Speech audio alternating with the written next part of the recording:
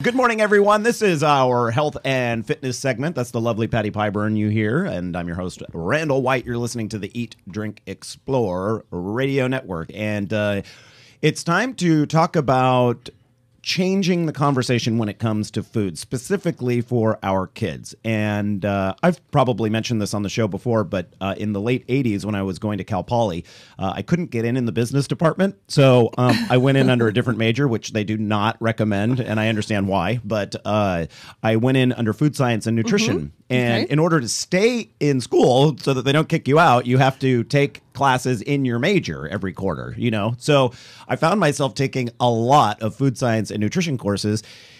And there came a point where I thought, why isn't this being taught just standard as part of the gen ed, general education? It should be part, and not just general education for college students. This, I was thinking, should have been taught from a very young age. Beginning. Mm-hmm.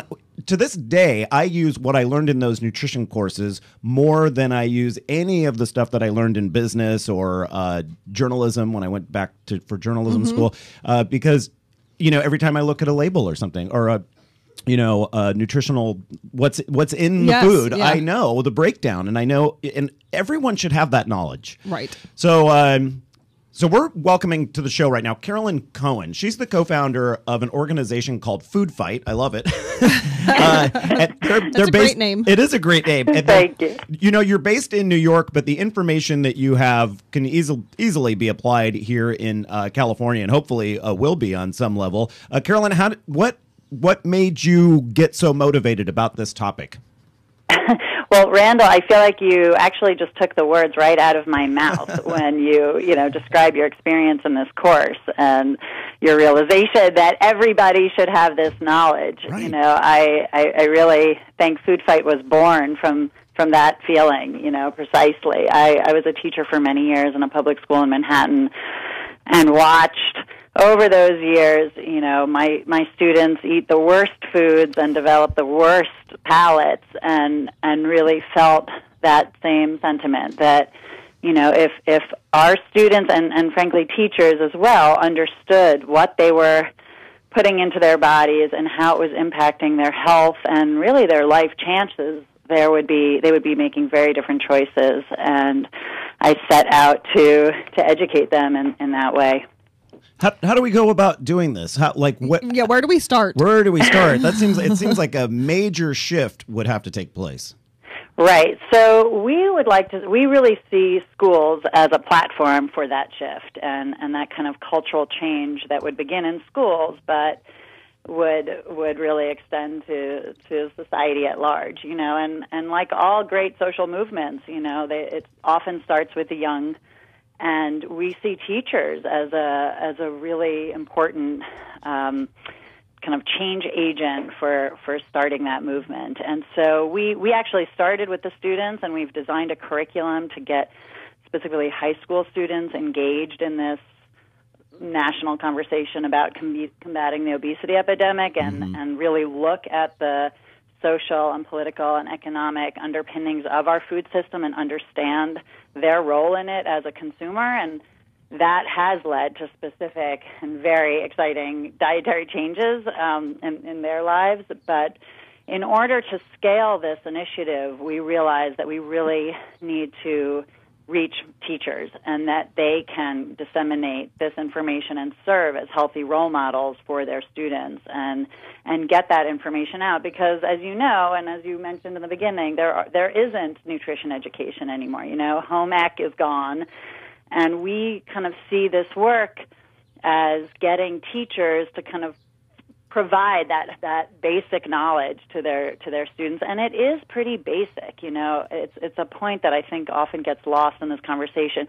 You don't have to be a rocket scientist to know how to eat. You know, and our points actually about food, when it comes down to really about eating, are pretty simple. You know, it really is something that young kids can learn and should learn at very young ages. And should learn, Carolyn. It's funny when you think about other things that we are required to be educated about before we embark on certain endeavors, driving a car, selling real estate, or what have you, that we have requirements we have to meet.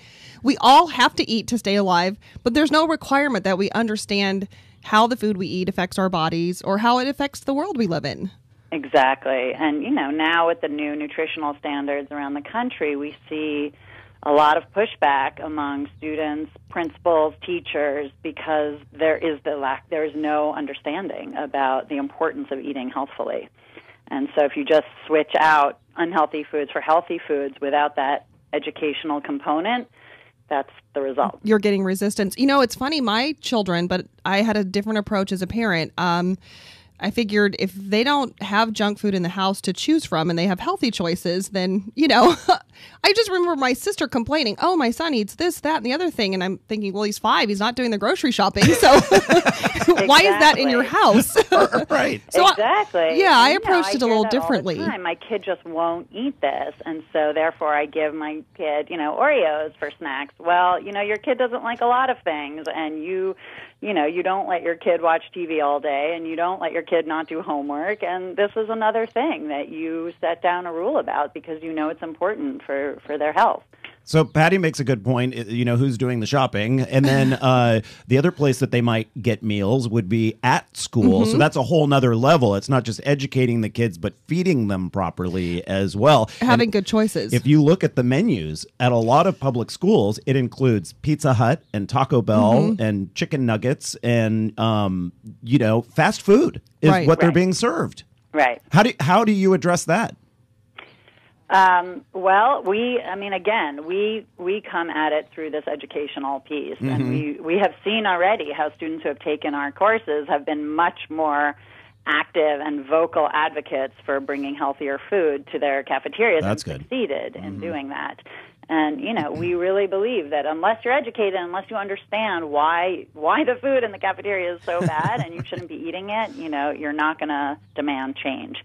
And so that's the piece that we work on. And obviously, changing food in a cafeteria is entering, an enormous bin. I mean, it's so bureaucratic and financial. Contracts with companies that have gone on for years that value profit over public health. So that is an enormous problem to tackle. And we believe the first step is educating students and school staff to demand healthier options. And this food that's being served, it's nothing new. When I was a kid, I remember what I used to get in junior high and in high school. We didn't have a cafeteria. We had like lunch lines kind of thing. And I went and I would always get these Hostess coffee cakes. Yes. Little Hostess coffee cakes. Yeah. And also these pizzas that were served like in squares. I can guarantee you that they're not very good for you. Yeah. Right. No more Twinkies, but they're not.